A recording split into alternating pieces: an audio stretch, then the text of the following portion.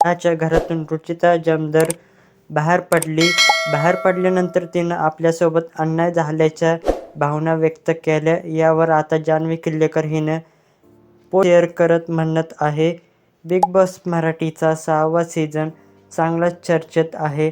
या सीझनमध्ये सगळ्यात चर्चेत असलेली रुचिता जामकर ही नुकतीच घराबाहेर पडली. घराबाहेर आल्यानंतर तिनं अप्रत्यक्षपणे आपल्यासोबत भेदभाव करण्यात आल्याचं म्हटलं. होस्ट रितेश देशमुखने देखील मला स्वतःची बाजू मांडायची कधीच संधी दिली नाही, असं तिनं म्हटलं. या सगळ्यानंतर बिग बॉस मराठीच्या 5व्या सीझनमधील स्पर्धक जान्हवी किल्लेकर हिनं रुचिताला सुनावलं आहे, ज्यामुळे शोमुळे तुम्ही घराघरात पोहोचला, त्याच्या शोच्या विरोधात बोलू नका, असं तिनं म्हटलं आहे. काय म्हणाले जान्हवी किल्लेकर, चला तर मग पाहूया. त्याआधी मित्रांनो, आपल्या या व्हिडिओला लाईक करा आणि चॅनलला सबस्क्राईब करा. तर जान्हवी किल्लेकर म्हणाले, हाय हॅलो नमस्कार. आज मला तुम्हाला सगळ्यांना एक प्रश्न विचारायचा आहे. आज आपल्या महाराष्ट्रात असे अनेक लोक आहेत, कंटेंट क्रिएटर्स आहेत, ज्यांना बिग बॉसच्या घरात जायचं आहे. या शोचं नाव इतकं मोठं आहे. या शोमध्ये जाण्यासाठी लोक कोणत्याही पातळीवर जातात.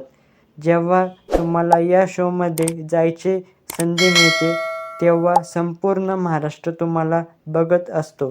तुम्हाला त्या संधीचं सोनं करायचं असतं. ते सोडून तुम्ही आतमध्ये माती खाता आणि बाहेर येता.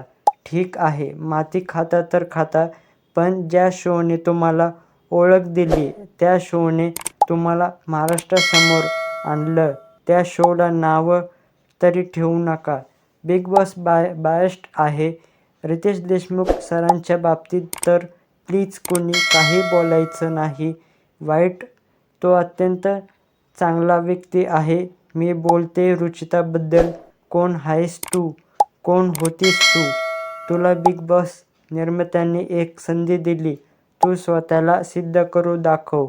पण नाही. मान्य आहे, बिग बॉसच्या घरात चुका होतात, माझ्याकडून झाल्या होत्या. मग मी तर तक्रारींची यादीच करायला पाहिजे होती. माझ्यासाठी बिग बॉस हा शो देवासारखा आहे. मी आधीही मालिका केल्या होत्या, पण बिग बॉसमुळे मला ओळख मिळाली. आज मी हिंदी रियालिटी शो करून आले, तो फक्त बिग बॉस मराठीमुळेच. त्यामुळे या जे स्पर्धक बिग बॉसवर टीका करतायत, हे मी खपवून घेणार नाही. रितेश सरांच्या विरोधाबद्दल बोलला तर नाहीच नाही, असं जान्हवीनं म्हटलं आहे. तर मित्रांनो, हा व्हिडिओ शेअर करा आणि आपल्या व्हिडिओला लाईक करा आणि आपल्या चॅनलला सबस्क्राईब करा. तर भेटूया पुढच्या व्हिडिओमध्ये.